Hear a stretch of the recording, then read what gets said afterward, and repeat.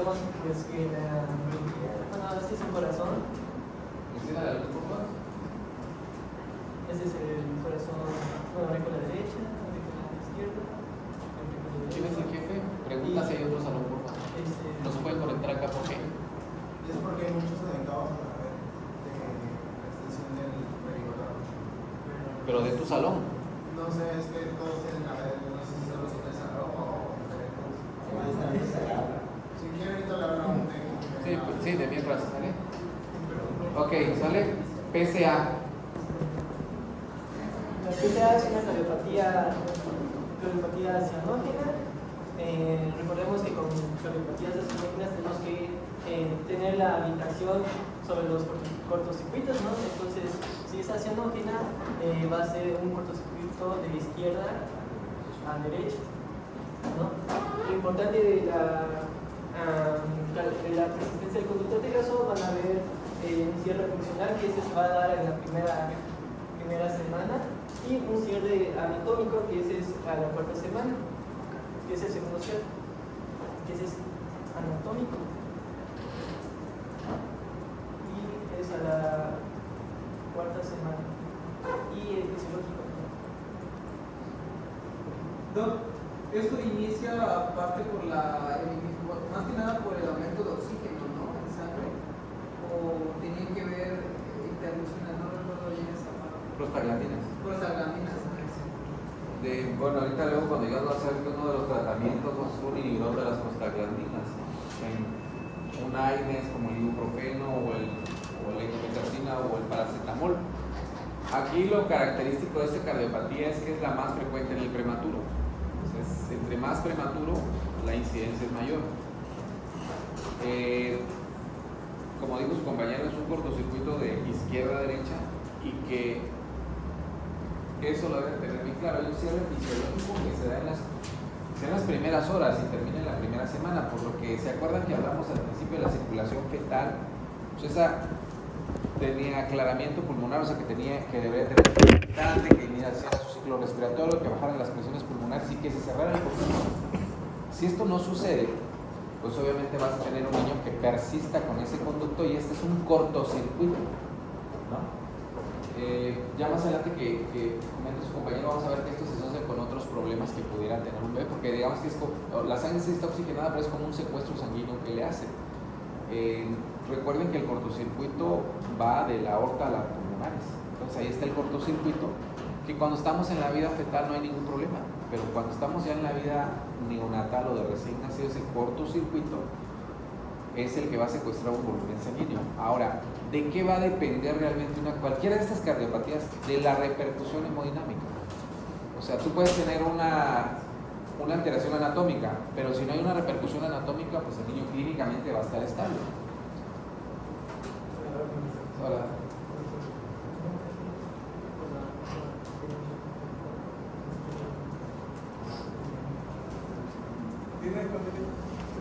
¿Cuánto?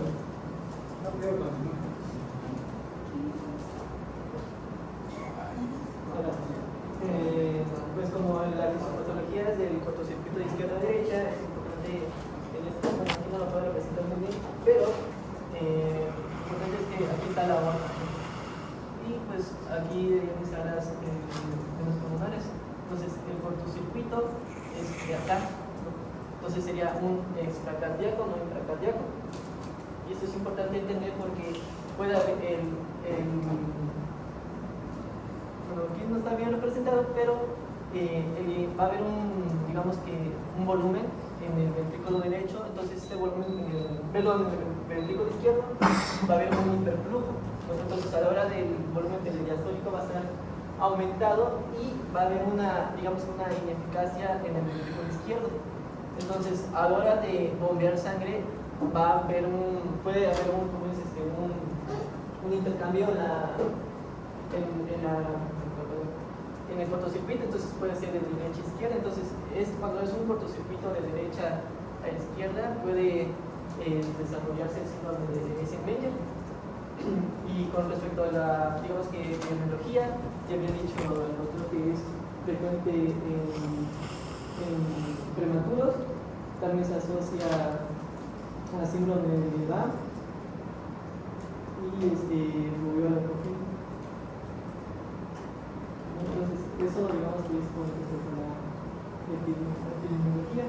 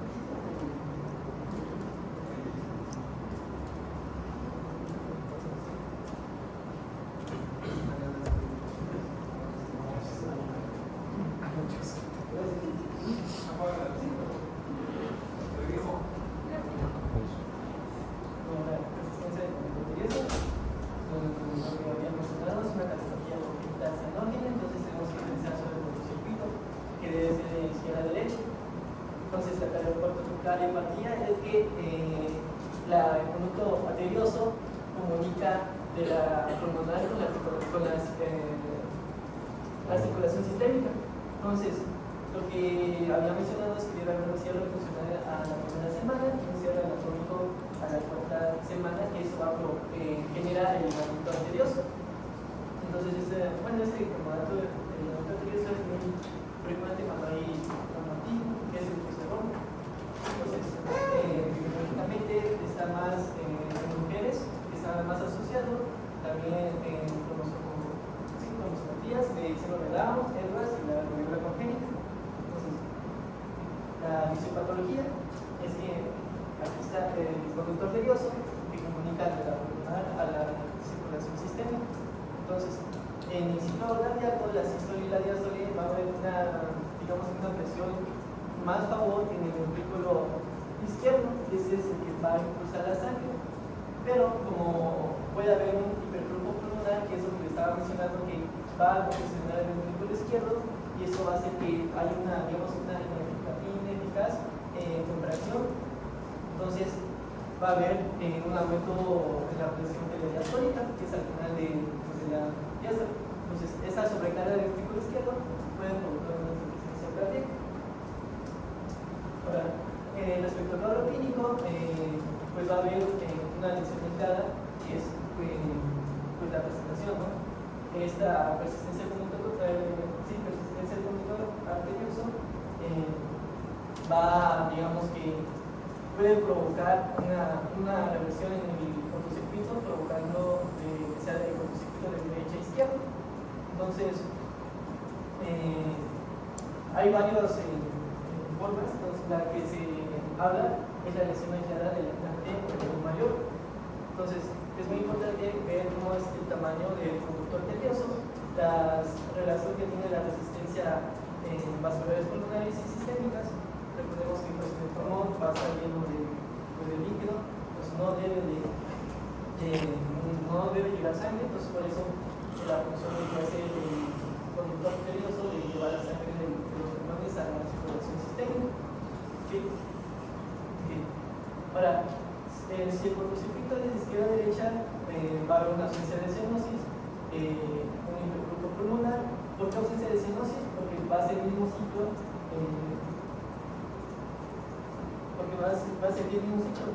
va a llegar ya está oxigenada la sangre, se va a ir a la arteria pulmonar, entonces se vuelve a oxigenar, entonces por eso va a haber una ausencia de cianosis. Pero ¿cuándo va a haber cianosis? Cuando se revierte este cortocircuito, que sea de derecha a izquierda. Pero el hiperflujo pulmonar, porque la misma sangre que está circulando va a volver a llegar a los pulmones, ahí llega a la ventrícula izquierda, a la ventrícula izquierda. Este hiperflujo pulmonar va a provocar una insuficiencia cardíaca y eso provoca reducción del crecimiento, el peso y la cura. A la exploración física va a haber fatiga de la alimentación, la poresis, apnea, taquicardia, ritmo de galope, puede haber una regala y pues un edema que es un poco más raro de encontrar. Ese es el paciente lactante con PCA. A la palpación va a haber hiperdinámica en el área precordial, la exploración se escucha un soplo continuo en el segundo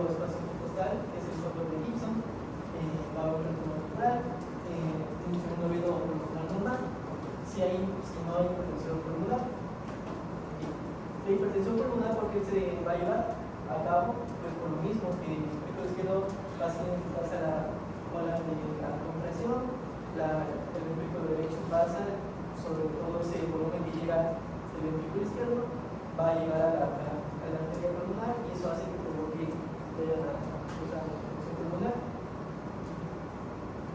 Respecto a los estudios de gabinete, pues una fotografía PA, donde se puede observar una cardiomegalia, especialmente en las cavidades izquierdas. Entonces, cuando puede haber una descompensación, cuando el ventrículo derecho sobrepase esas compresiones, entonces se vuelve más rápido y ahí es donde se vuelve el síndrome de ICM.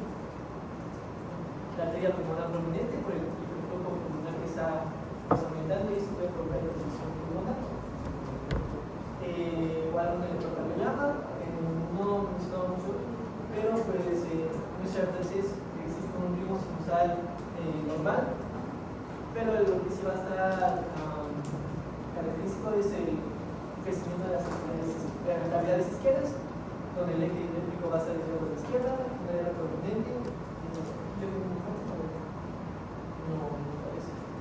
una R prominente de 5 y 6, que son las cavidades izquierdas, las heces profundas que es básicamente en B1 y en B2, entonces tenemos que estar atentos en estas derivaciones. Pues eso, lo mismo que sobre el aumento del volumen hace el flujo pulmonar, hace que las cavidades izquierdas se ven aumentadas y van a ver muy profundas y acumuladas. El diagrama Doppler a color pues visualiza pues, el tamaño del ductus, pues el patrón del flujo, el valor agregado de la dilatación del ventrículo izquierdo y pues también nos ayuda a descartar la hipertensión pulmonar. El estudio geográfico no es tan común, solo en casos con hipertensión pulmonar o lesiones asociadas, pero eso ya es como un panorama más grave que no tengo. Pues para el tratamiento, si hay insuficiencia cardíaca, se utiliza diuréticos o inotrópicos. Si no hay un adecuado control en la falla hemodinámica, pues ya se tienen que ver intervenciones quirúrgicas. Las intervenciones quirúrgicas se llevan a cabo a los 6 a 12 meses y pues para cerrar el ductus arterioso pues se utiliza pues, la intraventrina, aquí es la tercera para con la comunicación interatrial o interauricular. A ver, a todos los bebés que tienen PCA se les puede hacer cierre con indometacina y ibuprofeno. No. ¿A quién sí se puede?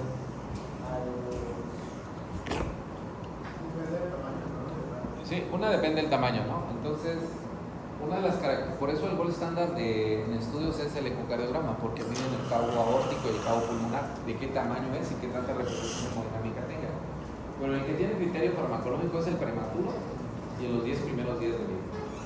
Si estamos hablando de una PCA de un prematuro, que es un bebé menor de 37 semanas, es susceptible a que le pongamos de estos 3 medicamentos los mejores inhibidores de las prostaglandinas, el ibuprofeno, la indometacina y también hay un protocolo que se hace con paracetamol.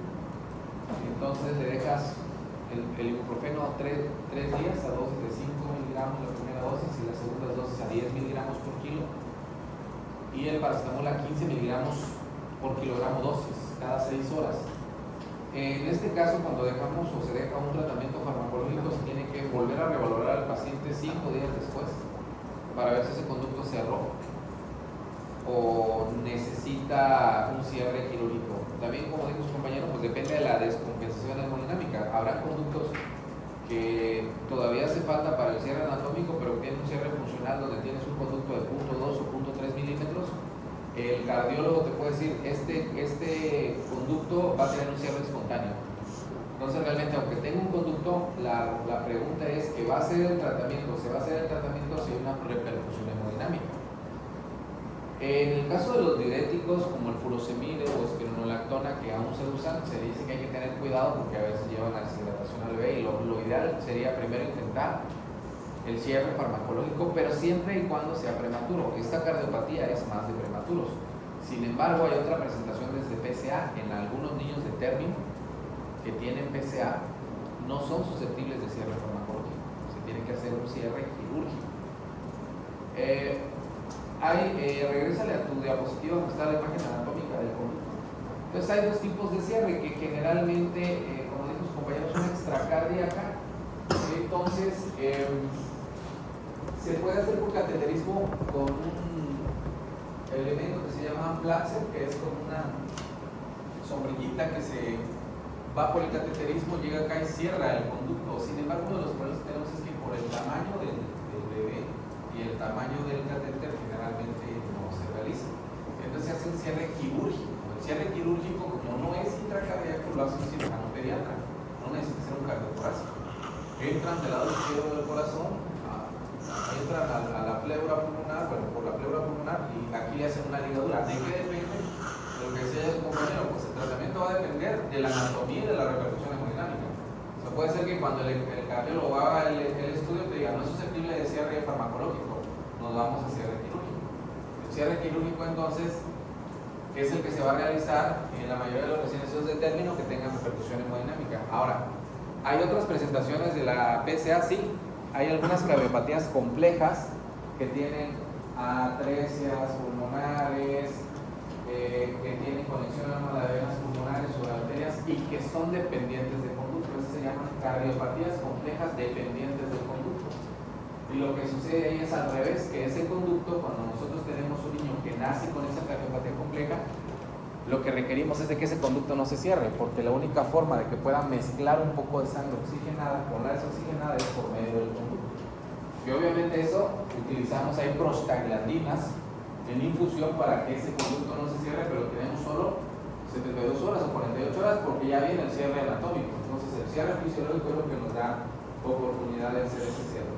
¿Qué otras complicaciones puede tener? Como aquí hay un secuestro del flujo de la arteria aorta, va hacia su flujo de sangre oxigenada a la circulación sistémica, como a este nivel hay un secuestro, pues puede tener un niño una falla renal aguda porque el volumen sanguíneo a la vía renal que se puede estar disminuida, puede tener una enterocolitis. Son complicaciones de esta PSA. ¿Mande? No tanto, no te hace tanto un choque hipovolémico, sino que te hace como una hipoperfusión de ciertos órganos. Por eso te da enterocolitis, porque te llega poca sangre al intestino y al riñón. Entonces, es una cardiopatía que tiene cierto secuestro a ese nivel y que eso te va a repercutir en ciertos órganos.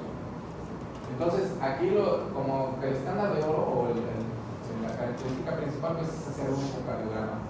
Si nosotros habláramos de la sintomatología, pues en algunos niños es muy evidente porque hay un soplo. Tomamos la radiografía y la radiografía se ve con algo que se llama flujo pulmonar aumentado, porque es una cardiopatía de hiperflujo, ¿no? Entonces, entre mayor sea el flujo pulmonar que tenga, también más va a ser la repercusión hemodinámica. ¿Y por qué va a ser de izquierda a derecha? Bueno, ¿por qué va a ser no cianótica? Porque el flujo es de izquierda a derecha. Pero su compañero mencionaba el síndrome de Eisenmenger. Cuando ya se presenta este síndrome clínico es cuando ya se vuelve cianótica y así le va a pasar a la C y B también. Cuando ya esa cardiopatía que era no cianótica se volvió cianótica es porque el cortocircuito ya cambió, ahora la mezcla viene de derecha a izquierda y entonces va a ser ya un síndrome de Eisenmenger. ¿Por qué? Porque ya vamos a ver algunos datos de cianosis. ¿Qué problemas tiene aquí este niño? Pues va a tener hipertensión pulmonar, va a tener taquicardia, puede tener falla cardíaca derecha. Entonces, tratamientos farmacológico, quirúrgico extracardíaco y bueno, en algunas ocasiones cateterismo. Como dijo su compañero, hay algunos síndromes o algunas entidades que hay que investigarlas. Todo niño que tenga labio paladar hendido, defecto de tubo neural, hidrocefalia, síndrome de Down, hay que hacerle ecocardiograma, porque esas la gastrosquisis y el onfalocele, que es falta del cierre para abdominal, hay que hacer ecocardiograma. ¿Por qué? Porque estos síndromes se pueden asociar a cardiopatía.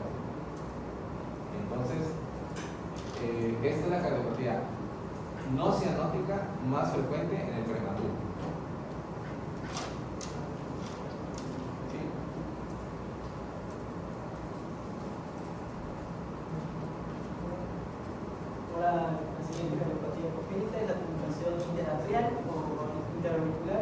lo mismo. Igual de la misma manera es una cardiopatía congénita acenógena, va a haber un defecto de la presentación intrapiel,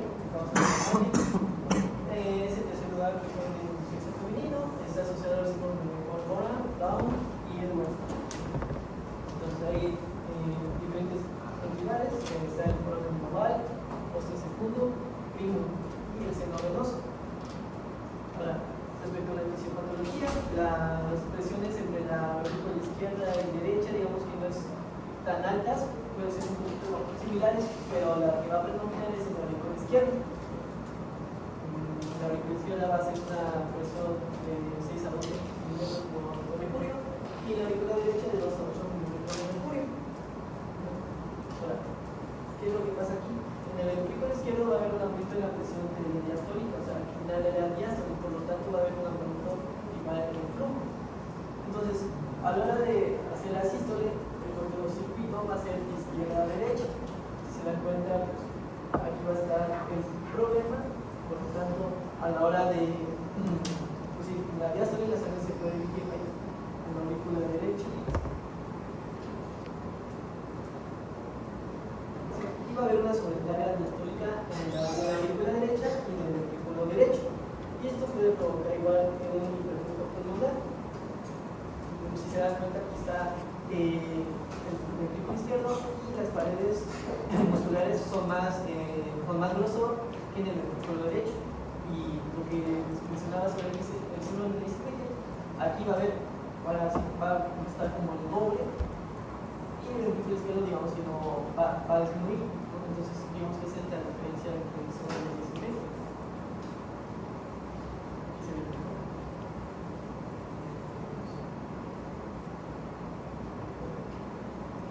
Con respecto al cuadro clínico, menciona que va a estar tolerada en la infancia, en lactantes puede provocar una falla cardíaca severa. En adultos va a ser frecuente que haya una cardiopatía congénita y en exploración física igual va a haber en el precoz va a estar el hiperdinámico, el soplo sistólico del bronco pulmonar, va a haber un desdoblamiento amplio y fijo del segundo veno cardíaco, el trastorno precuspidio, si el cortocircuito es grave, cuando está el síndrome de Isquia, y va a haber una inclusión pulmonar en la tercera o cuarta década de la vida, con esfuerzo del síndrome pulmonar. Entonces, la inclusión pulmonar va a ser, digamos, algo crónico. Entonces, estos niños que tienen CIA se operan todos en la infancia. Bueno, ¿de qué depende la evolución, la historia natural de la enfermedad? ¿De qué depende?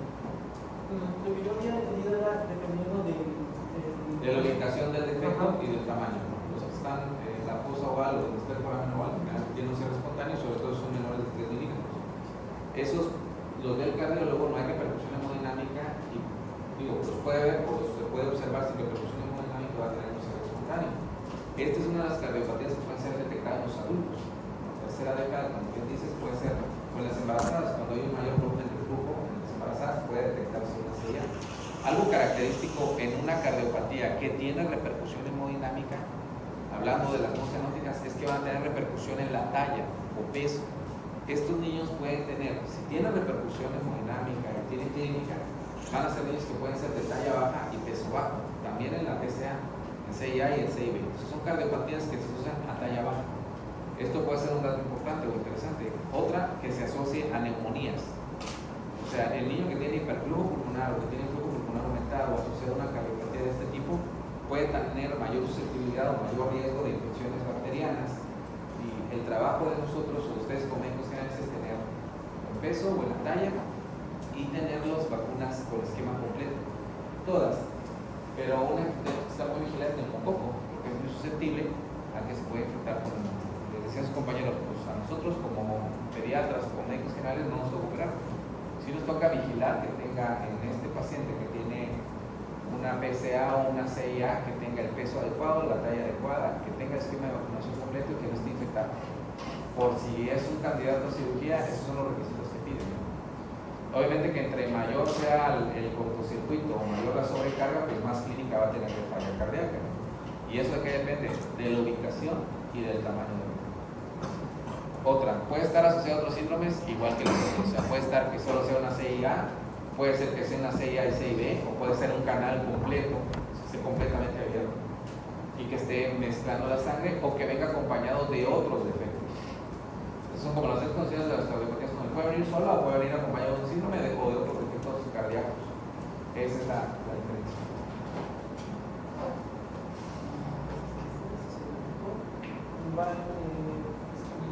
El gabinete se utiliza biología de fuera, saber, donde va a haber presencia de cardiovascularia, igual con las, aquí a diferencia de la PSA, va a ser la experiencia de las cavidades derechas, digamos, el componente con el flujo pulmonar. En el electrocardiograma, las ondas P van a ser mayores a 2.5 milivoltios, en el PSIB1 va a haber un crecimiento del ventrículo derecho, las R van a estar altas, el B1 y B2, y las S profundas en el 5 y B6. Va a haber un bloqueo completo de la rama derecha, el 55% de los casos, y si a tipo óseo primo, el eje va a estar desviado a la izquierda.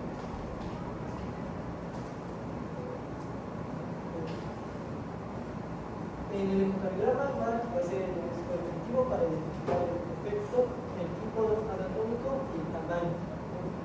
Nos va a ayudar para evaluar la repercusión hemodinámica y pues va a haber un movimiento paradójico del septum que va, en el caso de carga diastólica, en el ventrículo derecho. De igual manera, el cateterismo cardíaco va a ser en casos muy raros donde haya hipertensión pulmonar o lesiones asociadas.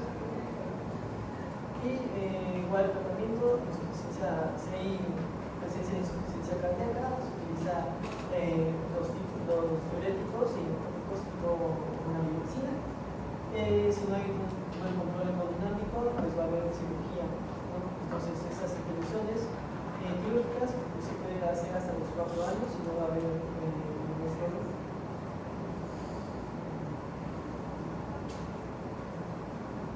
Bueno, ahora continuando, en el libro menciona lo que es el conducto arterioso permeable en el recién nacido. Bueno, digamos que pues este viene siendo más que nada una estructura que va a conectar lo que es la rama izquierda de la arteria pulmonar con la aorta dorsal, lo que va a permitir lo que es la circulación fetal y desviará la sangre de los pulmones en desarrollo de la circulación sistémica. Y bueno, este como tal podría como que decirse que no es algo patológico, solamente es algo fisiológico, donde va a tener un cierre pues, durante los primeros días de vida, y esto se va a deber por la tensión parcial de oxígeno, donde los niveles de las prostaglandinas y la masa muscular es disponible. Bueno, digamos que pues esta tiene una relación inversa con lo que es la edad gestacional y el peso del recién nacido, es decir, que entre menor sea la edad gestacional, o sea, menor de 28 semanas y menor de 1200 gramos, digamos que aumenta lo que es la probabilidad, y digamos que se encuentra con lo que son asociadas a otras enfermedades como son las respiratorias, como es el síndrome de dificultad respiratoria, la de enfermedad hialina, la sepsis neonatal y la enterocolitis necrotizante. Bueno, digamos que aquí vamos a tener lo que son los mismos estudios que mencionó Ian, que es la radiografía del tórax. Esto solamente para ver lo que es la cardiomegalia, y se busca lo que es el índice cardiotorácico, que es lo que es A más B en 13. Y los datos clínicos, pues principalmente vamos a tener pulsos periféricos amplios, lo que es taquicardia, soplo sistólico para esternal izquierdo, alto, y pericordio hiperdinámico. Y bueno, la puntuación cardiovascular de Yen básicamente es como una división que existe entre dos parámetros, que lo que hace o lo que busca la puntuación de Yen es ver qué tan grave está el paciente y qué tan probable es que tenga un cierre. Digamos que que lo máximo es mayor de 1, y eso pues ya significa que pues el cierre es muy difícil de que haya por sí solo, no va a ser recomendado, por así decirlo, lo que son los medicamentos, se tendría que ser quirúrgico. Y ya.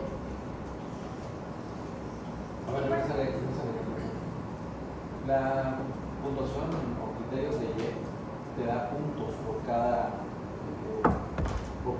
dato clínico que tenga y valora los cursos periféricos amplios, recorrido hiperdinamico, presencia o no de soplo y taquicardia. Eso te va dando puntos, punto 5 hasta que llegues. Si tiene más de uno, como dijo su compañera, revísenlo bien. Eso no está en todos los libros, no sé dónde lo encontraste, pero en muchos libros ya no viene. Pero ese criterio es criterio clínico. Es un niño que no tenga un ecocardiograma. Si tiene ecocardiograma, lo que te marca es el ecocardiograma. Pero por ejemplo, nosotros cuando escuchamos a un paciente que sospechamos que tiene una PSA, tiene soplo, pulsos hiperdinamicos, podemos nosotros en nuestro centro de salud, sin ecocardiograma, hacer esa valoración, ¿no? Algo que también se valora es en la radiografía, lo que valoras es índice cardiotorácico e hiperflujo pulmonar. Esta en sí, si la describiéramos, sería una cardiopatía no cianótica con flujo pulmonar aumentado. Si nosotros tomamos una radiografía, entra dentro de las cardiopatías de flujo pulmonar aumentado. ¿Qué más? Bueno, pues No sé, vienes hablando desde la tarde, Esa era una invasión. una alien, pero ahorita la nave. Son los de la supervisión, ¿no? bueno, ya continuando con lo que es los estudios de gabinete, pues tenemos como principal utilidad lo que es el ecocardiograma, donde aquí es donde se va a evaluar lo que es el flujo sanguíneo y con este se va a determinar qué tanta repercusión hemodinámica tiene el bebé y el tamaño de la pues mira eso. Y bueno, lo que es el modo M, pues digamos que este se calcula gracias al ecocardiograma Doppler, que básicamente es similar a la ocupación de YEP, debido a que este también busca lo que es la repercusión hemodinámica y cuán grave puede evolucionar la enfermedad y si hay cierre o no espontáneo. Por eso es que se calcula la relación aurícula izquierda con la aorta. Y bueno, pues básicamente como el manejo, pues se tiene que monitorizar lo que son los signos vitales del bebé desde que se detecta hasta como que darle seguimiento, porque estos bebés se pueden complicar en muchas ocasiones. El control de las infecciones y lo que es la nutrición, debido a que, como mencionó el doctor, pues el crecimiento y el peso va a estar disminuido. Entonces, pues en todos los bebés, no solo en estos, se tiene que buscar que pues se vayan desarrollando adecuadamente pese a sus padecimientos. Y pues el seguimiento es pues evaluar cómo va evolucionando lo que es el cierre.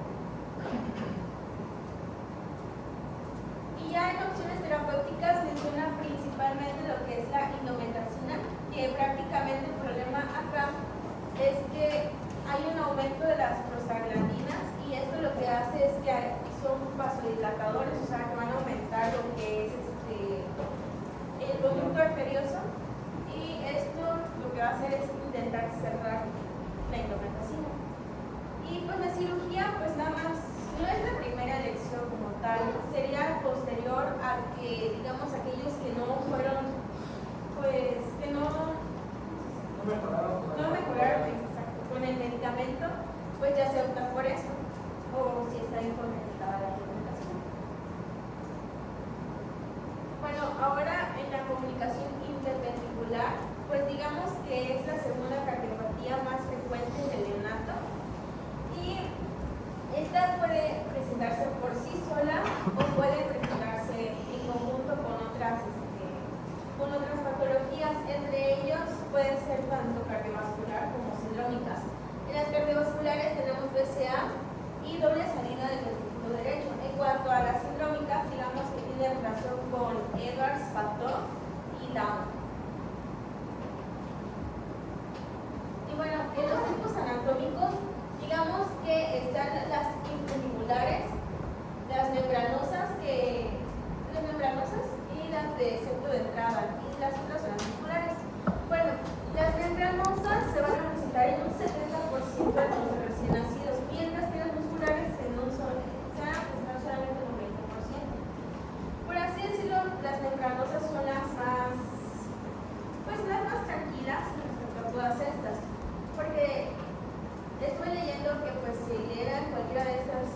las otras 4, pues el riesgo de muerte debe aumentar. Y bueno, ¿Por qué pasa eso?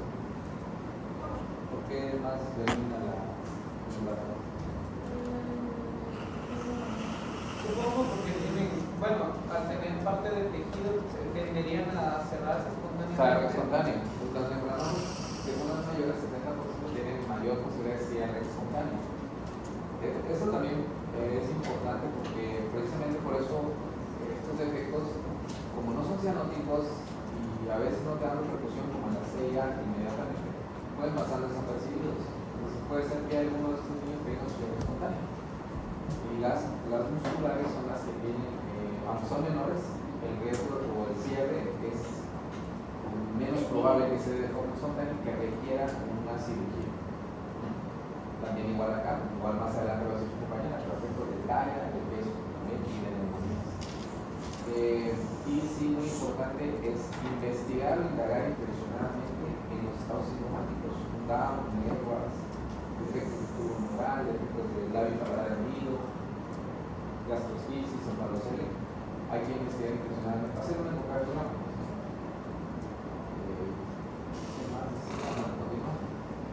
bueno, pues digamos que las válvulas que van a ser afectadas pues serían 3, que es la mitral, cuspidia y la aórtica. Bien, pues a veces se puede extender a lo que son los tractos de salida del ventrículo. Y bueno, ya lo que son regiones afectadas, pues mencionan que como tal va a afectar lo que es, como su nombre dice, pues el tracto interventricular. Y esto incluye pues la entrada, la porción clavicular y la vía de salida. Y pues la complejidad, pues estos van a depender, como bien les dije al inicio, que del tamaño y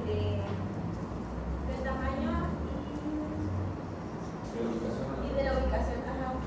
Porque estas van a determinar cuán grave es y cuán podría ser grave.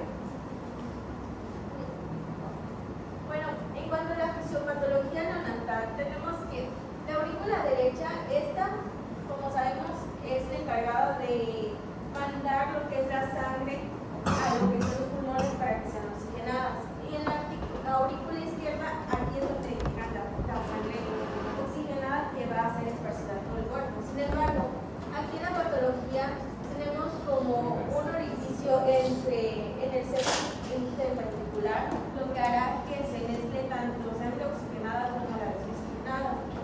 Entonces, digamos que esta cardiopatía se caracteriza, por así decirlo, que entre más tempranamente se atienda, pues vamos a encontrar como que menos síntomas en el paciente y pues habrá una mejora. Al nacimiento, los recién nacidos van a tener lo que es la resistencia vascular pulmonar elevada, la presión del ventrículo derecho alta y un flujo mínimo de izquierda a derecha. Por lo tanto, en los bebés recién nacidos van a tener nada más lo que es insuficiencia cardíaca. Lo que es semanas posteriores, pues aquí digamos que va aumentando lo que es el riesgo debido a que van a disminuir las resistencias vasculares pulmonares, aumentando el flujo de izquierda a derecha. Y esto va a hacer que llegue a un momento en el que ambas presiones, tanto de la aurícula derecha como de la izquierda, se van a igualar. Y esto hará que haya una sobrecarga de volumen en las cavidades izquierdas. Y bueno, los efectos posteriores vamos a tener una dilatación progresiva del ventrículo izquierdo y aurícula izquierda y lo que son mecanismos compensatorios que van a intentar evitar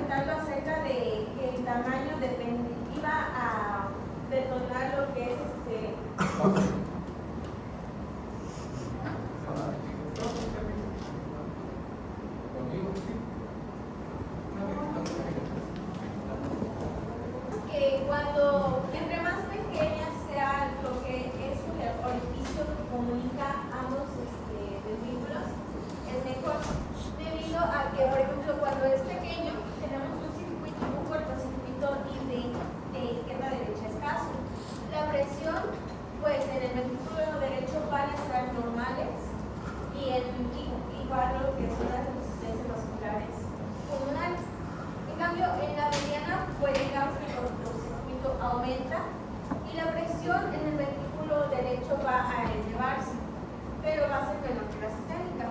Y pues aquí todavía en la mediana podríamos encontrar lo que son las resistencias vasculares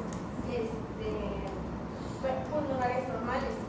Y en cambio, cuando ya es más grande, digamos que hay una relación entre lo que es la resistencia vascular sistémica y las pulmonares van a ser quienes determinan la situación de lo que va a pasar. Va a haber un hiperflujo pulmonar y pues acá vamos a encontrar lo que es el riesgo de enfermedades vasculares pulmonares. Y esto puede evolucionar a lo que es el síndrome de Eisenmenger, debido a que, digamos que acá se da un fenómeno llamado de Roger.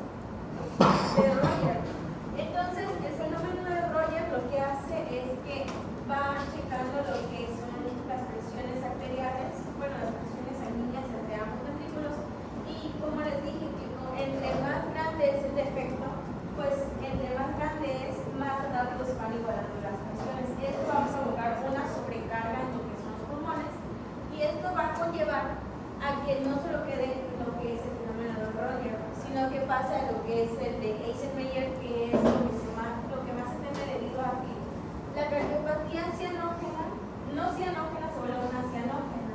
Y esto, pues lo que va a producir posteriormente no solo cianosis, sino que va a haber lo que es hipertensión arterial pulmonar, entre otras complicaciones, no solo insuficiencia cardíaca.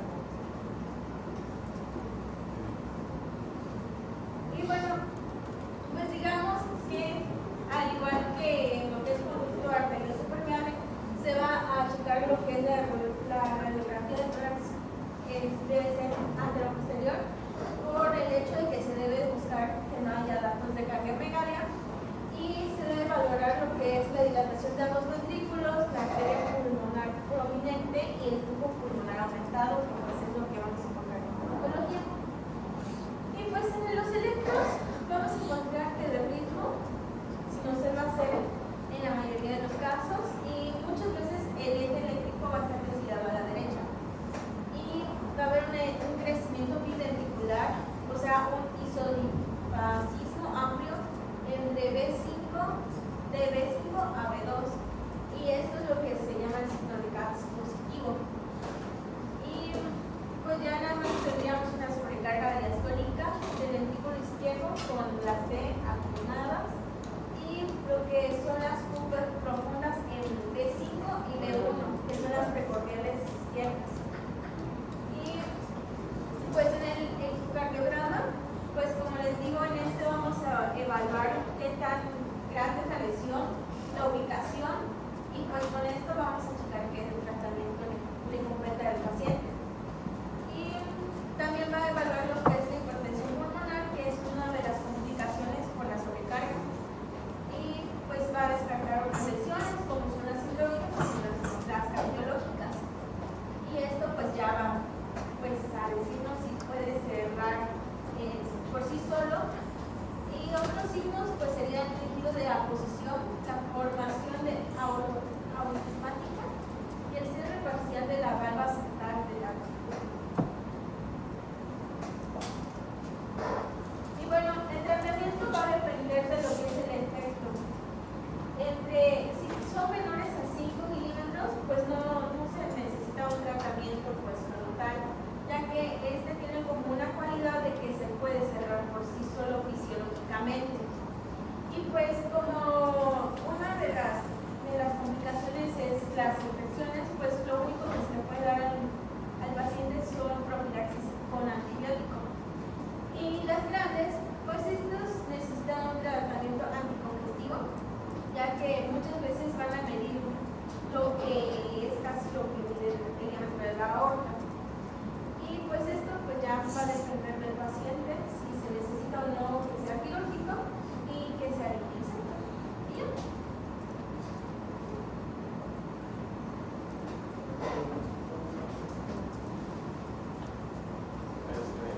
La es una cardiopatía cianógena, que es la ausencia de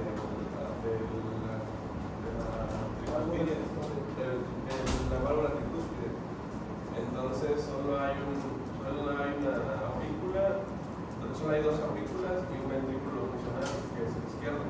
Bueno, entonces la sangre viene a la aurícula izquierda y a través del atrio pasa por un oval al otro atrio derecho. Va al ventrículo, pero también dice que tiene sangre mixta, entonces tiene índice bajo cardíaco con la expulsa.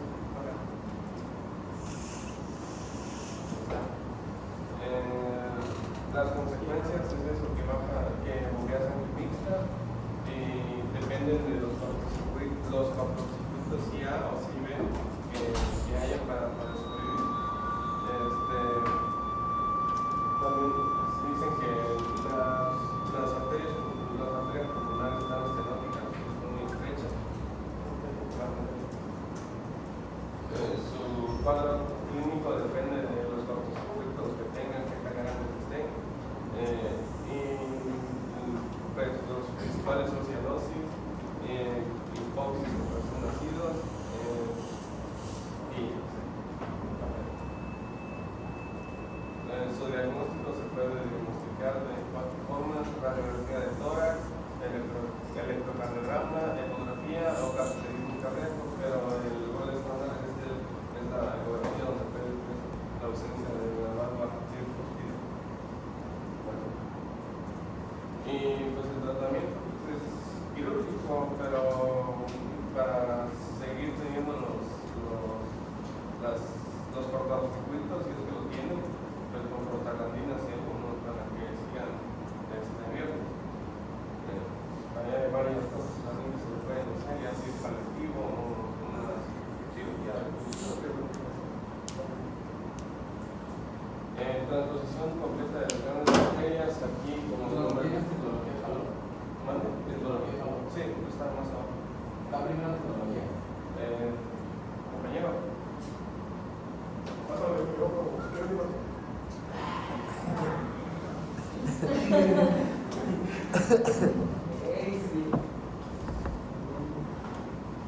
La tecnología de valor, pues como se sabe, son 4 puntos, ¿no? Para una comunicación interreticular, una hipertrofia del ventrículo derecho, va a haber un cabalgamiento aórtico, que es este, y estenosis de la arteria pulmonar. También hay otras, bueno, que va a haber esta comunicación interventricular, la obstrucción de la salida del ventrículo derecho, pero hay otras que, como el balón rosado, que habrá una escasa estenosis pulmonar y cianosis. También la atresia pulmonar con CIB, que el flujo pulmonar depende de la permeabilidad del conducto arterioso, y las arterias náuseas de la bota del siguiente. Este es el primero y segundo lugar de las conversativas meditacionales, que se dan 2 por cada 10.000, y la mortalidad es del 100% en adolescentes. Con los factores de riesgo, el 35% es la comunicación interauricular, el 30% es el arco aórtico derecho, el 10% es la persistencia de la vena vertical o la cama izquierda, que drena el seno coronario, más el nacimiento normal de la arteria coronaria descendente anterior a partir de la coronaria derecha. Y del 15 al 30% son defectos extracardíacos apuntos, como los defectos de las crestas neurales. Y el 16% es una lesión de 22,11 y 8% de síndrome de Down. También pueden haber agentes exteriores como el ambiente, la exposición materna a enfermedades virales y fármacos como los hormonas sexuales, la tripetadiona, la talidomida, el metroambiente, que es el exocromos, trombocitopenia materna. La prevención primaria pues va a ser la prevención, la promoción de la salud, la fisiopatogenia subclínica va a ser el nacimiento, las presiones de ambos ventrículos iguales, la CIB pequeña de izquierda a derecha y poca o nula cianosis de sangre del ventrículo derecho a la boca. ¿Qué es el metroambiente? Las condiciones maternas. Sí, y el microambiente es el útero, la insuficiencia placental. La fisiopatogenia subclínica, que ya va a ser en el nacimiento, van a ser las presiones. de los 3 a 6 meses de edad va a haber una hipertrofia derecha del ventrículo derecho por presión, la cual estrecha el ventrículo pulmonar y dificulta el paso de la neuronal pulmonar. Va a haber un mayor vaciamiento del ventrículo derecho a la aorta por la comunicación interventricular y el cortocircuito de derecha-izquierda que va a ser cianón. También dice que va a ser cuando comen leche o hagan esfuerzos van a cerrar las azules. La disminución del flujo de la arteria pulmonar, por lo que hay menor retorno venoso hacia la aurícula izquierda y la sangre oxigenada en el ventrículo izquierdo baja. El mecanismo compensatorio de la hipoxia, que es el desarrollo de la policitemia y la dilatación de las arterias pulmonares con fístulas arteriopulmonares que irrigan al pulmón desde la aorta. Y los pacientes adoptan posición en cuclillas que aumenta la resistencia periférica y favorece la circulación del ventrículo derecho al pulmón para que bajen las circulaciones.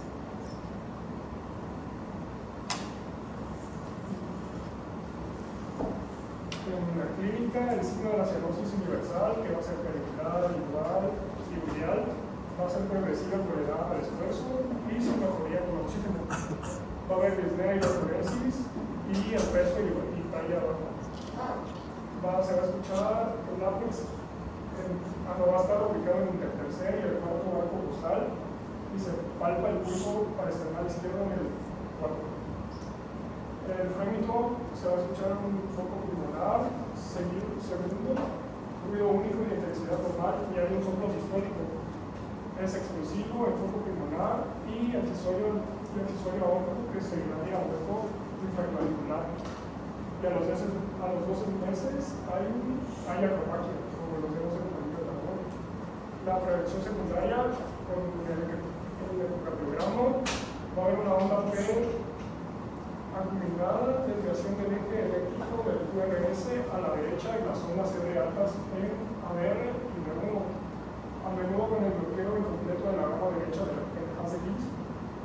Y la radiografía de tórax va a mostrar un flujo pulmonar disminuido y la silueta cardíaca en el somoto suelto y que la punta el ventrículo como se enduesa va a empujar la punta del lápiz hacia arriba y por eso se va a ver así fuerte. En el ecocardiograma bidimensional con doble o a color delinea el conducto interventricular y el cargamiento de la aorta sobre el tabique y la estenosis pulmonar. Va a haber con el diagnóstico para el diagnóstico de un cateterismo para mayor certeza en procedimientos de intervención. La eliminación del mayo se va a tratar se trata la hipoxia para la eliminación del daño y su afectación neurológica. Va a haber una cirugía paliativa que prepara para la cirugía correctiva del corazón. Con la genesia no se puede y en la correctiva se cierra la comunicación interventricular y se abre la obstrucción de la salida del ventrículo derecho. La prevención terciaria, que sería la rehabilitación, que va a ser después de la operación, y va a haber una profilaxis contra la endocarditis infecciosa, entonces de insuficiencia cardíaca, cianosis, disnea o infecciones graves como la sepsis.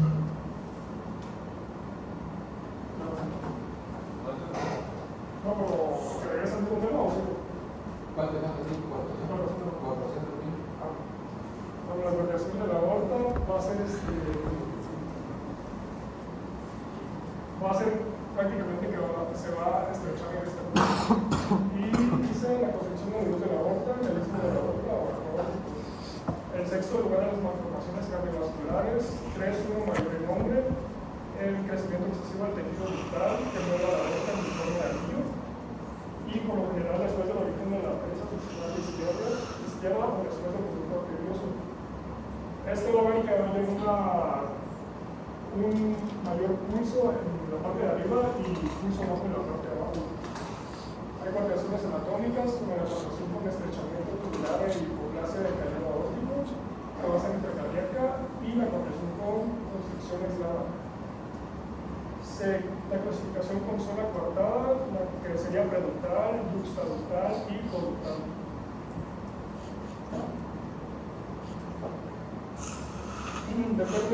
La patología depende del grado de constitución, su localización y la presencia de la circunvalación colateral o permeabilidad del conducto arterioso. El obstáculo a la circulación de la sangre en forma localizada o difusa es lo que les comentaba, que va a haber una hipertensión en la parte superior del cuerpo, impidiendo a la bomba la parte inferior. Por eso no va a haber pulso en los celulares y va a haber un pulso en la parte de arriba. Va a haber hipertensión de carácter hemodinámico por aumento de la resistencia por ejemplo. Si la compresión es caudal, el ventrículo derecho suministrará el flujo sanguíneo a la aorta descendente a través del conducto arterioso, transmitiendo su presión a nivel sistémico a la parte inferior del cuerpo, pero con sangre insaturada. Y como es postductal, el cierre, al cerrarse el conducto arterioso, desarrollará hipertensión en la mitad superior del cuerpo y baja presión en la inferior. En presencia de efectos septales, existirá sobrecarga de presión y volumen, inicialmente izquierda y posteriormente derecha, que se manifiesta por bancos de falla cardíaca. En estos pacientes va a haber disnea, diaforesis con la aumentación, infecciones respiratorias frecuentes y curva pulmonar deficiente. Suele haber un soplo sistólico en el punto aórtico y accesorio aórtico, y los pulsos femorales están ausentes o disminuidos. Puede haber cianosis en las extremidades inferiores.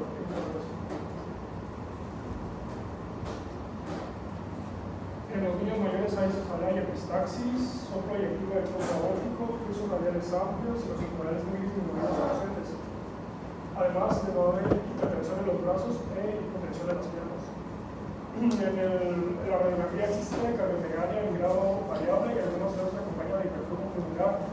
Las mediaduras costales, que son como los arcos costales intercambiados, un trazo eléctrico cardiográfico mostrará signos de hipertrofia ventricular izquierda o biventricular. Y también el cardiograma suele mostrar mediante los accesos supraesternal, el estrechamiento aórtico y las presiones asociadas. Y se corrige o se envía para liberar la obstrucción al tracto de salida del ventrículo izquierdo y no existe un criterio uniforme respecto a la edad óptima de la intervención quirúrgica. El tratamiento médico debe encaminarse al manejo de la insuficiencia cardíaca grave y a la hipertensión arterial con neurotrópicos, hipnóticos y vasodilatadores.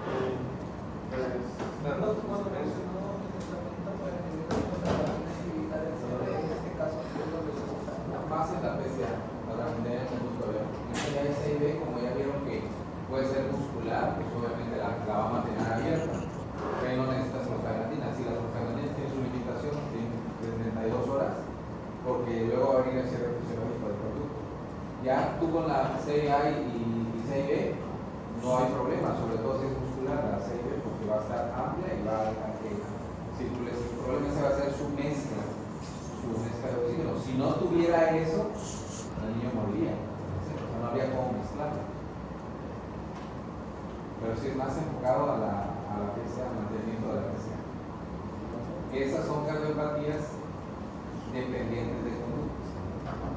Son cardiopatías complejas dependientes de conductas.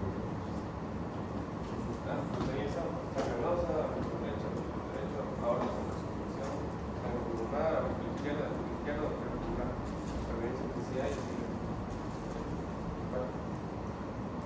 Bueno, sus cuadros clínicos depende de cuánta sangre mixta se mezcle. Si hay un poca mezcla, los conductos son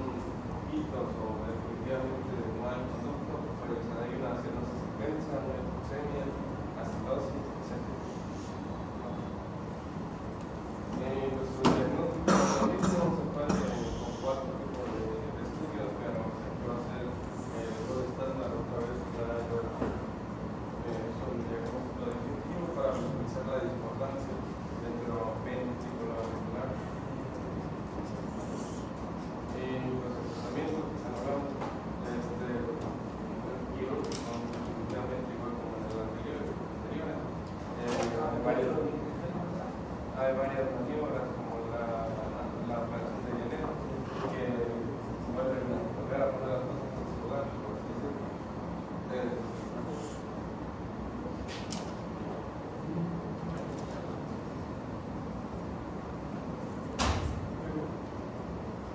De los temas que faltan,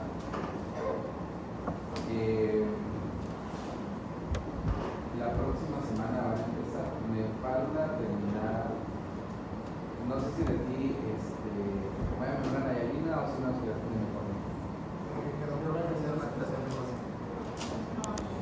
O sea que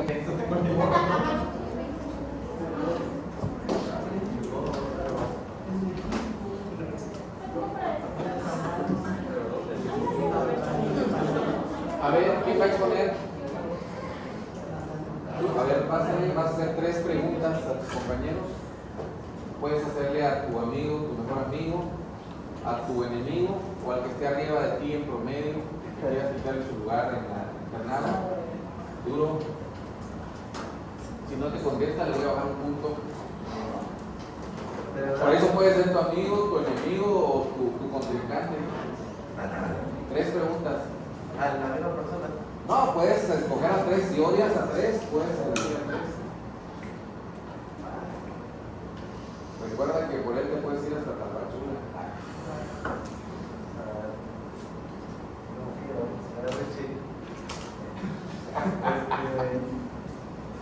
¿Cuál es el agente biológico más común de la bronquiolitis en los humanos en los años?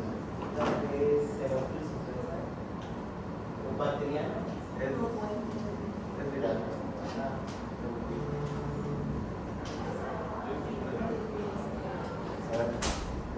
Necesita respiratorio.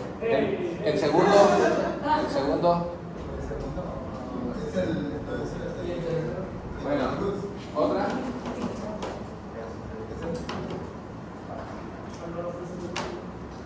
Otra pregunta, hay varias ahí interesantes. A ver. ¿Cuál es el sexo más común que se afecta por la bronquiolitis para hombres? Sí. Ese es su amigo, no es una fácil. Sí.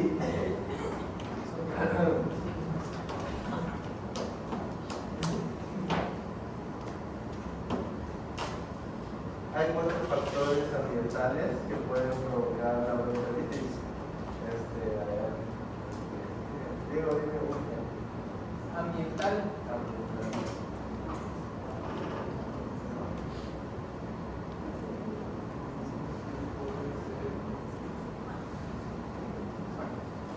¿Cómo va? Bueno, contacto con algún parece. Sí. Sí, un ambiente con humo. Otro factor. No, aunque no sea ambiental, otro factor.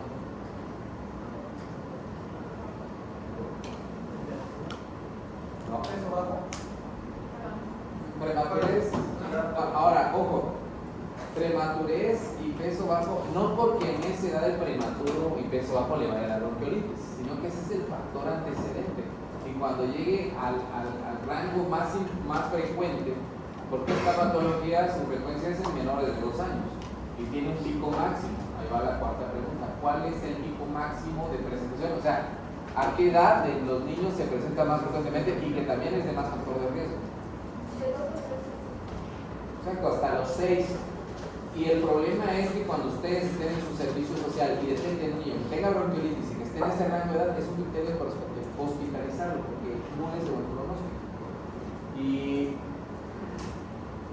cómo se haría el diagnóstico del PDC? ¿Cómo dirían ustedes? ¿Es asma o bronquiolitis?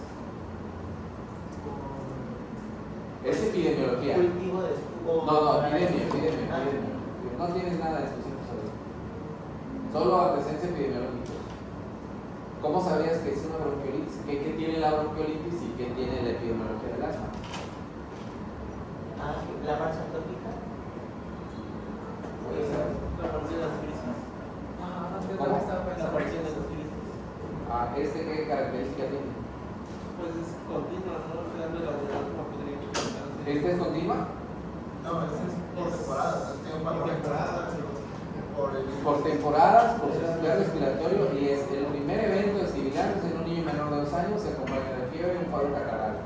Si este niño tiene, es difícil hacer un diagnóstico de asma en niño menor de 2 años, generalmente se hace en niños de 5 años, ¿no? Entonces, cuando tú tienes el niño llega a su primer evento de sibilancias en menor de 2 años, ese es un criterio epidemiológico. Menor de 2 años, primer ciclo o primer evento de sibilancias, piensa en bronquiolitis, y más si estamos hablando de invierno. Ahora, si es un niño que tiene, no sé, 1 año, pero a cada rato lo hospitalizan porque tiene dificultad respiratoria, que tiene sibilancias, aún así es difícil al hacer diagnóstico de asma. Podemos ver que no sea un cardiópata, ¿no? Tiene infecciones respiratorias frecuentes, dificultad respiratoria, puede ser otro que tenga reflujo gastroesofágico severo. Es difícil hacer el diagnóstico de asma hasta antes de los 5 años. Puede haber un asma que se llama de lactante, pero realmente son episodios de repetición que generalmente, aquí se hay una confusión, les va a costar donde yo estoy trabajando, porque siempre que vemos asma, nos imaginamos al asma del paciente ya escolar más grande, ¿no? De 10, 11 años, que tiene su crisis porque empezó a correr o porque se expuso a un alergeno. Pero en niños muy pequeñitos, menores de 5 años, de 6 años, el gatillo disparador de la crisis asmática son las infecciones. Así que el niño tuvo una gripa común, dice la mamá, ya le pasó la fiebre y sigue con dificultad respiratoria, o sea, ya tiene 2 o 3 días. ¿Alguien fue asmático aquí? ¿O conocen asmáticos? Bueno, es así. Entonces, y de hecho los asmáticos faltan muchos a la escuela, faltaban mucho a la primaria o a la preescuela por eso, porque como están en la etapa de infecciones recurrentes de vías respiratorias, pero lo característico es que ya no tiene fiebre, ya no tiene escurrimiento y sigue con esa persona. La bronquiolitis también, a diferencia específicamente del asma, este es un proceso inflamatorio infeccioso, y en cambio en el asma pues es un broncoespasmo con edema e hipersecreción. Por eso esto es interesante, porque ahí van a definir ustedes si le dan, qué tipo de tratamiento le van a dar a este chico. Bueno, y sí, los factores son muy importantes: prematuro, bajo peso, que se fume en casa. Hay un medicamento que se utiliza que es un inmunomodulador que se llama palivizumab, que se utiliza, es muy caro, pero se ha visto que con eso disminuimos los ingresos por bronquiolitis. Bueno, sí. Pues, como ya nos dijo el doctor, como definición de la bronquiolitis tenemos que es el primer episodio de sibilancias respiratorias, estertores irritantes o ambos, en un niño de 1 hasta los 2 años de meses de edad, que comienza 24 a 72 horas antes con rinorrea, tos, fiebre y que puede progresar con un aumento del grado respiratorio. Esto dice el libro. Bueno, y en un artículo decía lo mismo, pero aquí le agregaba que es una infección respiratoria aguda baja, de causa generalmente viral, que tiene como característica la obstrucción generalizada de las vías aéreas terminales, los bronquiolos terminales y los bronquiolos respiratorios. Esto va a generar con el atrapamiento del aire al inicio súbito, lo que va a ocasionar una respiración rápida e hiperventilación pulmonar, y es un episodio aislado con nula o escasa evidencia de broncoespasmo anterior. Bueno, en epidemiología, como ya lo habíamos dicho también aquí con el blog, pues las infecciones virales agudas son la mayor causa de morbilidad respiratoria en los niños, y pues en el periodo invernal cerca del 2 al 3% de los niños menores de 2 años, que es donde se presenta más, son admitidos en hospitales por bronquiolitis. Y como habíamos dicho también, tienen un comportamiento estacional, se da más en otoño y invierno, sus incidencias. Bueno, en el periodo prepatogénico, entre los factores de riesgo de la gente, ya habíamos dicho también que el más común que lo va a causar es el virus sincitial respiratorio, que es responsable del 50 al 80% de los casos graves en menores de 6 meses. Y también la mayoría de los niños sufren infecciones leves con escala de sintomatología, y solo de un 5 al 10% de los lactantes afectados desarrollan la bronquiolitis. Aquí, pues, como nosotros somos un país subdesarrollado, pues la mortalidad de esta bronquiolitis es del 7%. En la gente también, aparte del sincitial, que es el más común, tenemos más virus que lo pueden llegar a causar, como el rinovirus humano, y el metapneumovirus humano. En lo que es el rinovirus humano es responsable hasta el 30% de los casos de la bronquiolitis y se caracteriza por afectar a niños mayores de la edad y pues se registra también en antecedentes familiares con asma o con atopia. Bueno, también la bronquiolitis, los niños que presentan bronquiolitis por el rinovirus predisponen a desarrollar asma bronquial en etapas posteriores a la vida. Pues en el libro decía de que como tal no se sabía si esto es verdad o no, pero se decía que gracias a que la infección desarrollaba con desencadenar la respuesta inmunológica de los linfocitos TH1 y TH2 con el inmunoglobulina C, pues podía llegar a causar, pero no está totalmente comprobado. Por lo que hay una asociación epidemiológica entre la bronquiolitis vírica en la infancia y el desarrollo posterior del asma, pero como tal no está 100% comprobado que por una bronquiolitis vayas a tener asma más adelante. Entre otros agentes ya menos frecuentes tenemos la parainfluenza 1, 2, 3, la influenza A y B, los adenovirus, el bocavirus, el coronavirus y el micoplasma, que también lo pueden llegar a causar. En los factores de riesgo, como del huésped, aquí yo les decía, es más frecuente en los lactantes menores a 6 meses y alcanza su mayor incidencia entre los 2 y 3 meses de vida. Y el sexo que más se afecta es el de los varones. Bueno, en cuanto al huésped, como estamos hablando de lactantes, pues la vía aérea de los lactantes se va a caracterizar por tener un calibre más estrecho, rígido, con una menor cantidad de fibras de colágeno y elastina. Esto, aun con un número aumentado de glándulas, va a tener mayor presión abdominal y va a tener una menor capacidad de trabajo muscular, lo que da una mecánica ventilatoria menos eficaz, lo que esto da el agotamiento más rápido del niño que se afecta por bronquiolitis. Bueno, entre los factores ambientales ya habíamos dicho que los factores asociados a la bronquiolitis viral se presentan en el ambiente por humo de tabaco, cuando hay mayor número de hermanos, lo que también si no hay mayor número de hermanos, pero hay más niños, se da también en las guarderías y en la pobreza y el hacinamiento. También pues en el ambiente se registra un mayor riesgo en la enfermedad grave que se registra en menores de 6 a 1 año de semanas de vida y se añaden pacientes que se desarrollan con más apneas.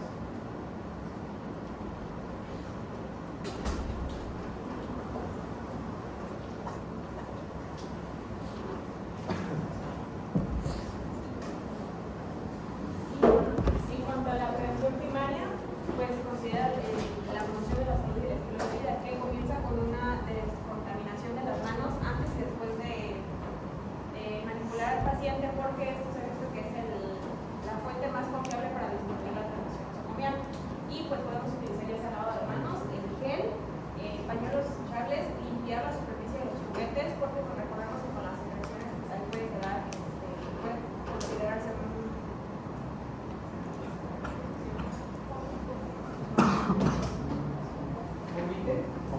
un comité.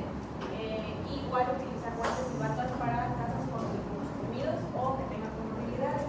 También se considera aislar los focos contagiosos y la educación y la vigilancia del personal y de la familia. Ahí, por ejemplo, ese factor de las guarderías, a veces lo van a ver con sus pacientes o con sus hijos. Es definitivamente impresionante. Van a ver la diferencia cuando hay un niño que esté en casa y que no esté en guardería. Primero, usted tome leche materna, porque una vez que un niño entra a guardería, siempre les van a preguntar, no, oiga doctora, ¿qué me recomienda? ¿Meterlo a guardería? No, o doctor, no como tal. Los que están en la guardería es por necesidad de los papás, ¿no? Muchos dicen, es que tienen mejor neurodesarrollo. Sí, a veces hablan más rápido o alcanzan sus metas de nivel cognitivo más rápido, pero aunque no vayan a la guardería lo van a alcanzar. Están bien estimulados. Y si en algún momento se fuera un niño a guardería, su ideal es que llegue a los 2 años, ya su sistema inmunológico está más desarrollado. Algo que se ve muy común es que estos niños o los que están en guardería tienen infecciones de repetición, porque digamos que pasa un sincicial respiratorio, después viene un rinovirus, después viene un metanovirus, después viene un E. coli, luego viene un rotavirus. Entonces es continuamente desinfección, por lo que decías ahorita, por los vomites, y obviamente que los niños pues, no van a estar limpiando los juguetes, ¿no? Y otro problema, que esta no es prevenible por vacunación, no hay vacuna para el sistema respiratorio. Entonces también aquí se habla mucho sobre esa parte de los no vacunados o de los movimiento antivacuna. Aquí es donde se ve. Y cuando tú tienes un niño que no está vacunado en una escuela o en una guardería, él puede ser el factor de inicio de un foco importante. Exacto. O sea, esa parte es interesante desde el punto de vista epidemiológico. Cada quien puede tener su idea aquí, ¿no? A algunos se les gusta vacunar, está bien. En el hospital regional estábamos teniendo embarazadas que se morían por COVID y una de las enfermeras que estaba encargada de ellas no se vacunó nunca. No se murió, no le pasó nada. Pero ese no es el punto, o sea, epidemiológicamente sabemos lo que puede suceder. Y aquí es muy común. Y obviamente, otra vez, ¿no? Ya para comentar, factores, pues, está desnutrido, no toma lactancia materna, se fuma en casa, ¿no? Ese es un factor, hacinamiento, ¿no? Y también, como decía, no es que el que tenga sincicial forzosamente va a ser asmático, pero si le va sumando factores de riesgo, puede desarrollarlo. Ya cuando veamos asma se van a dar cuenta que está el asma no alérgica y la alérgica. Yo, pues, en lo particular, en Tuxtla veo mucho no alérgico. O sea, le mando a hacer su test de dermatológico y reacciones y me sale negativo, pero está con crisis impresionantes. Entonces ya lo vamos a platicar porque a veces siempre pensamos, no, que es alérgico le va a ir muy mal. Y al final de cuentas sí dice así la bibliografía. Pero también el que es no alérgico, mal controlado, le va a ir mal. Eso lo vamos a ver más adelante. Y en cuanto a la protección específica, pues se considera que los niños de bajo peso al nacer es el rinovirus y el virus sincicial respiratorio los principales patógenos que ocasionan las infecciones del sistema respiratorio, y otros factores de riesgo consideran la displasia bronco-pulmonar y la ausencia de la infección del seno materno, como ha dicho el doctor, y estos se asocian con casos de enfermedad severa de bronquiolitis y también con aumento de los casos de hospitalización. En el caso del virus sincicial respiratorio se considera uno de los principales patógenos para los menores de 6 meses y también se asocia con cuadros severos con el desarrollo de apnea y el ingreso a la unidad de cuidados intensivos.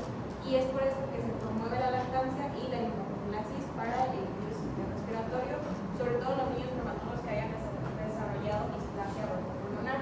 La inmunoprofilaxis se hace, como lo había dicho el doctor, con el tanizumab, que son anticuerpos monoclonales. Ese medicamento, su nombre comercial se llama Sinaxis. Es un inmunomodulador aquí en el perro, ¿no? Que una ampolleta de 15 miligramos, porque de 50 miligramos, porque le toca 15 miligramos por kilo, se lo ponemos al prematuro que pese menos de 1500 gramos. Son más o menos 5 ampolletas, pero cada cajita con una ampolleta nos cuesta 50,000 pesos. Está básico. Entonces, sí existe en Chiapas, pues, para que no saben, sí lo utilizamos, pero hay por temporadas, digamos que lo tuvimos continuo como por 8 años, después vino la crisis en el sistema de salud y pues no teníamos. Esto es interesante porque en Estados Unidos lo tienen y tú puedes decir, bueno, es que sabes que como fueron 6 ampolletas, pues de a 50,000 pesos, pues fueron 300,000. Lo que pasa es que los gringos, recuerden que hacen estudios prospectivos y retrospectivos, y ellos ya se dieron cuenta que tener un paciente con una bronquiolitis, una neumonía, intubado por 20 días, con un tubo endotraqueal, o se te muere o te gasta, no sé, 15 millones, 8 millones, o sea, es muchísimo dinero. Entonces, realmente en costo, pareciera ser que es muy caro, pero estos niños, sobre todo los que hacen displasia bronco-pulmonar, ¿quiénes hacen displasia bronco-pulmonar? Los prematuros. El prematuro, su factor de riesgo de cada displasia es que sea menos de 35 semanas y que tenga menos de 1.500 gramos. Entonces, cuando se enferme y la evolución natural del prematuro, que ustedes los que van a ver muchísimo prematuro ahorita. Sí, 65-70% son prematuros. Sí, hay muchísimos. Entonces, y si en vez de historias clínicas, nada más de 15, de 18, de 35, de 41, de 43, criminal, o sea, es un gasto impresionante. Pues ese medicamento es caro y es el inmunoprofilaxis. Para continuar. Y también se considera el déficit de la vitamina D y los nutrientes, porque un déficit en la mujer embarazada pues obviamente va a llevar a una baja concentración en el cordón del recién nacido, y esto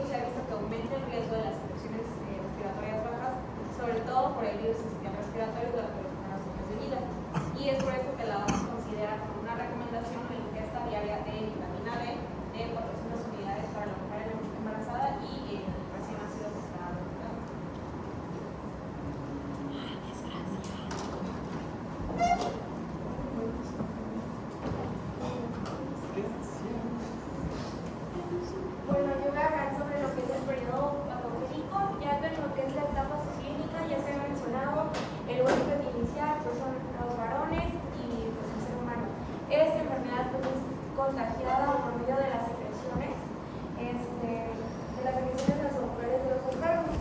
Es un periodo de incubación de 7 a 14 días más o menos.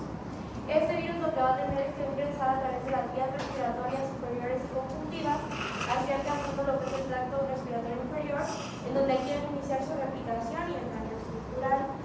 Se habla un poquito sobre qué tipo de virus es. Este es un tipo de virus de RNA, cadena única, la cual está ordenada en un sentido inverso. A pesar de que este virus suele ser como un virus muy simple, logra ocasionar grandes daños, ya que explota de manera eficaz limitando el número de genes para así poner en marcha mecanismos de inmunopatogénicos complejos y multifacéticos, lo que así va a escapar del control inmunitario del huésped. Lo que va a provocar es que las respuestas del sistema inmune no se logren llevar a cabo. Así como se va a llevar un desarrollo ineficaz y la respuesta protectora no se va a activar. En lo que es la etapa clínica, pues que va a haber el ataque al estado general, va a haber pérdida del apetito y las secreciones. Pueden haber fiebre en el 90% de los casos, pero en aquellos donde se presente una fiebre que suele ser mayor de los 39 grados, ya se debe pensar en que puede haber otra razón por la que el niño está afectado. Después de las siguientes 48 a las 72 horas, va a haber un inicio de tos, seca, apnea, taquicardia, una dificultad respiratoria, sibilancias respiratorias y después, la duración de la enfermedad suele ser alrededor de 12 días y puede presentar síntomas de lo que es el 18 al 28% en los 21 días después de haber iniciado el cuadro clínico. Cuando se toman radiografías de tórax, por lo que nos muestra una hiperinsuflación pulmonar, la cual va a haber un aumento del volumen pulmonar y va a haber lo del aplanamiento del diafragma. De igual manera, un engrosamiento peribronquial, en donde va a haber un patrón que se llama de anillos o de vía tetravía y va a haber un aumento de la opacidad peribronquial. De igual manera, podemos encontrar atelectasias. Normalmente esto ya es como cuando ya ingresa. Entonces, con lo que dijo su compañero al principio de la anatomofisiología y de esta condición clínica, ¿le darían ambroxol a este niño? No. Entonces, el ambroxol es uno de los medicamentos más vendidos en pediatría. Entonces, en primera, los niños tienen problemas para los reflejos de protección de diaria. Ni saben toser, ni saben deglutir. Entonces, ahí viene una idea que dice, además que se traga las flemas, por eso está haciendo popó verde o con moco, ¿no? Es que algunos virus a veces atacan a la misma vía respiratoria y digestiva y puede ser dos focos ahí inflamatorios. Este es un cuadro que es el está inflamado, hay moco, hay obstrucción, por eso hay microatelectasias, y hay algo característico que a los papás les desespera, que ya empezando las 72 horas empieza tos. Y bueno, esta tos le puede tardar una semana, 2 semanas. ¿Por qué? Porque desafortunadamente el epitelio ciliar respiratorio del paciente pediátrico tarda hasta 2 semanas en recuperarse. Y por ejemplo, cuando veamos síndrome coqueluchoide, tardas 7 semanas, 8 semanas tosiendo, porque se necrosa el epitelio en coqueluchoide. Esta no es tanta necrosis, es más inflamación, pero aún así tarda la tos. Y ahí ahorita van a ver ustedes en el manejo, es manejo casi sintomático, con solución salina, con aspiradores, estar limpiando al bebé, y realmente no hay mucho fármacos de dejarle unos agonistas beta 2, un esteroide tan potente. Se supone que aquí precisamente los factores a favor son que tenga buen peso, buena talla, que no esté desnutrido, que tenga todas sus vacunas, para que con las primeras intervenciones que hagamos pues pueda funcionar. Obviamente, si este está desnutrido, no tiene vacunas y persiste la fiebre, porque la fiebre, recuerden que son las primeras 24 horas o hasta 72, en los cuadros virales va a haber fiebre. Cuando un cuadro viral ya lleva 5 días y el niño sigue con fiebre y con tos, cuidado, ahí ya puede haber una bacteria. Es como el adulto mayor. El adulto mayor empieza con una tosecita y termina teniendo una neumonía bacteriana. Aquí puede ser. Entonces empiezan estos niños con un cuadro viral y si ven que la fiebre sigue después de 7, 8 días, por ahí ya no es viral. Tienen que buscar una bacteria. Ya cuando veamos infecciones bacterianas se van ustedes cuenta que no es tan complicado en el aspecto del manejo, porque casi todos caen en amoxicilina o amoxicilina con ácido clavulánico. Casi la mayoría. Entonces aquí es que la tos persiste y uno de los errores es dar ambroxol, porque cuando les das ambroxol lo que hace es obstruyes más la vía aérea y perpetúas más dificultad respiratoria. Y lo que decían, el músculo predominante de la respiración en el lactante es el diafragma. Entonces aplana el diafragma. Entonces, el diafragma está aplanado, está sobreexpandido los pulmones o más aereados y no respira bien. Bueno, continúa. Y hablando un poco sobre lo del tratamiento, normalmente lo que se llama la toma de radiografías del tórax van a ser niños que tengan comorbilidades o que presenten ya un estado moderado a severo de la enfermedad, ya que menciona el libro de que si se mandaba a hacer a todos, esto aumentaba el presentar los antibióticos. Sí, aquí este diagnóstico es clínico. Les llega con el criterio diagnóstico clínico que es en el manejo. Una vez que tengo una radiografía, casi todos ven infiltrado, todos vemos infiltrado, es infiltrado para acá. Y recuerden que igual la radiografía puede ser un infiltrado de hace 2 meses que está en recuperación o de hace 1 mes que no tiene nada que ver con el cuadro actual, pero nos puede confundir o hacer una finta porque como tiene microtelectasias se ve como unos infiltrados algodonosos, les puede confundirnos. Entonces, si no hay necesidad de tomar placa, no la tomen. Ya, o sea, tiene un factor de riesgo, incrementa la dificultad, lo tengo con CIPAP, lo voy a intubar, pues obviamente así, ¿no? Bueno, en escalas de gravedad se utilizan estas dos, una que es lo de Respiratory Distress Specimen Instrument, el RDA, que es este va a tener como dos partes principales, lo que es la retracción torácica y lo que es la auscultación pulmonar. Normalmente se utiliza para decidir el manejo. Entonces va a ocupar lo que son la retracción, va a medir retracción, simancias e intensidad de los estados respiratorios. Y de igual manera tenemos lo que es la escala de Wood-Downes, modificada por Ferrer, la cual pues esta va a ser útil para lo que es la evaluación inicial y para darle seguimiento al niño cuando esté en tratamiento.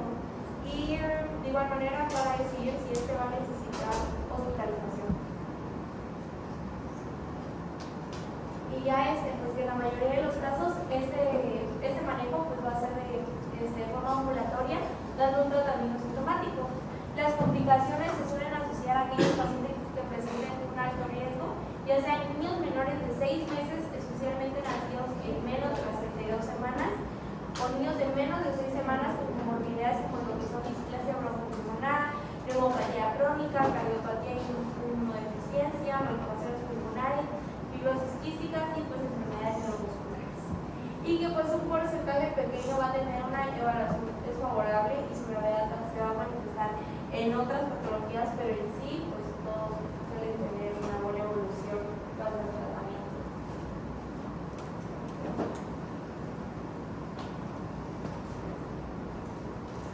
En la prevención secundaria, su diagnóstico precoz, pues como se mencionó hace rato, lo que más se pide es la radiografía de tórax para en casos graves o en casos de hospitalización, que sería, por ejemplo, un bebé menor a 3 meses, o que tiene una saturación de oxígeno menor a 92, o tiene una taquipnea, una apnea, también tiene alguna población con una cardiopatía, alguna fibrosis, si no se alimenta bien, o si tiene algún atragantamiento, y un entorno social no favorable.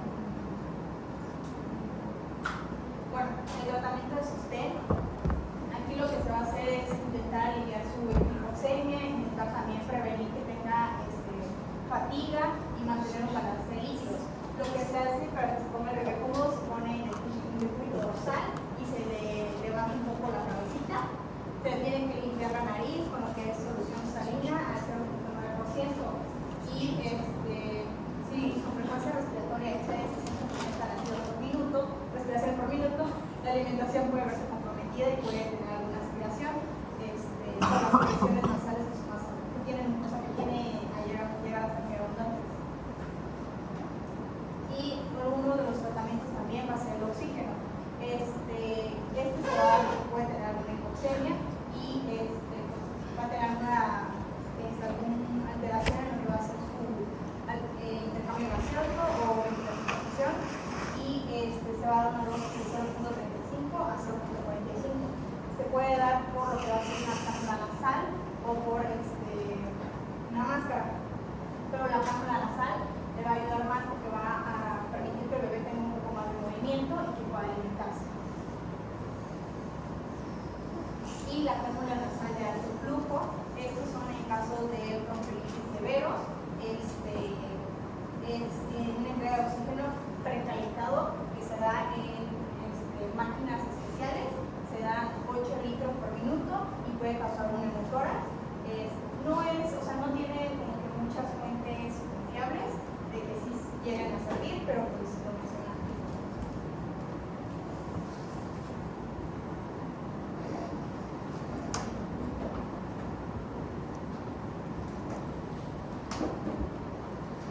Bueno, esta es la última parte que se menciona en el libro respecto a la prevención secundaria. En este momento ya abarca lo que son los broncodilatadores. Mención especialmente dos, que sería la epinefrina. Este va a tener un mayor tratamiento, un mayor beneficio en el tratamiento por las propiedades que tiene, que podría ser adrenérgico. Esto va a darle una propiedad vasoconstrictora y va a hacer que también reduzca el edema. Y un efecto beta-adrenérgico, que en este caso sería broncodilatador. Y pues va a dar un alivio en la obstrucción de ovario. Sin embargo, no tiene pruebas suficientes para su uso rutinario de manera nebulizada. Esto en ocasiones que algunas personas lo intentan hacer en casa, ya que pues, tiene una corta duración y puede llegar a tener efectos adversos. Y el otro es el hidratropio, que es un anticolinérgico. Sin embargo, al menos se menciona en el libro que no tiene un beneficio bien demostrado. Otra cosa que se menciona es la solución salina hipertónica.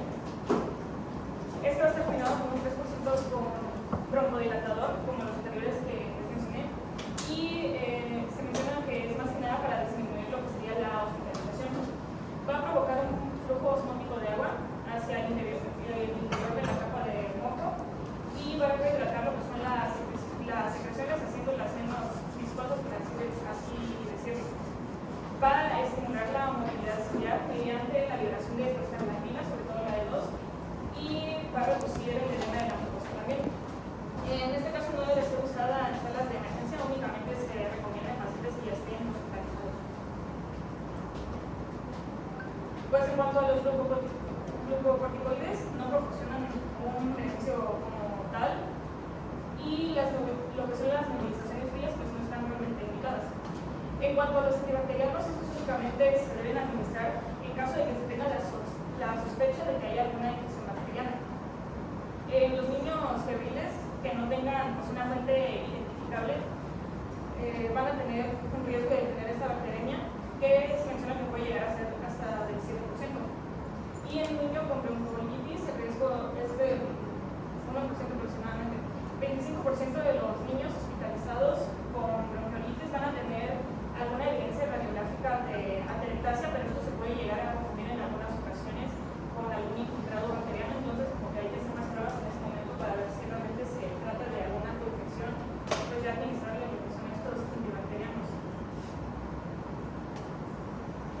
La ribavirina, pues esta no reduce la duración de la ventilación mecánica ni tampoco el tiempo de hospitalización, así que no se recomienda tanto. La fisioterapia es otra estrategia ya no farmacológica, pero en lo que se hace es que por medio de técnicas de liberación y perfusión se puede llegar a reducir lo que es la estancia hospitalaria. Y por último, también se tienen los anticuerpos monoclonales que pueden dar alguna efectividad como manera profiláctica en caso de virus sincitial respiratorio, pero pues tienen un alto costo. Entonces solamente se van a indicar en pacientes que ya tengan, digamos, un mayor riesgo. Bueno, pues estas son algunas actividades que también se sugieren, como siempre, pues lo de la educación para la salud, divulgar las medidas de prevención primaria que ya se habían mencionado, que tienen que ver con los factores de riesgo, la utilidad de la lactancia materna, algunas inmunizaciones, lo que sería todo de las vacunas. Siempre se debe de evitar la automedicación y pues en la atención primaria ya es cuando más que nada interviene el médico familiar. Igual tratando lo mismo de los factores de riesgos, diagnosticar y iniciar una terapia temprana.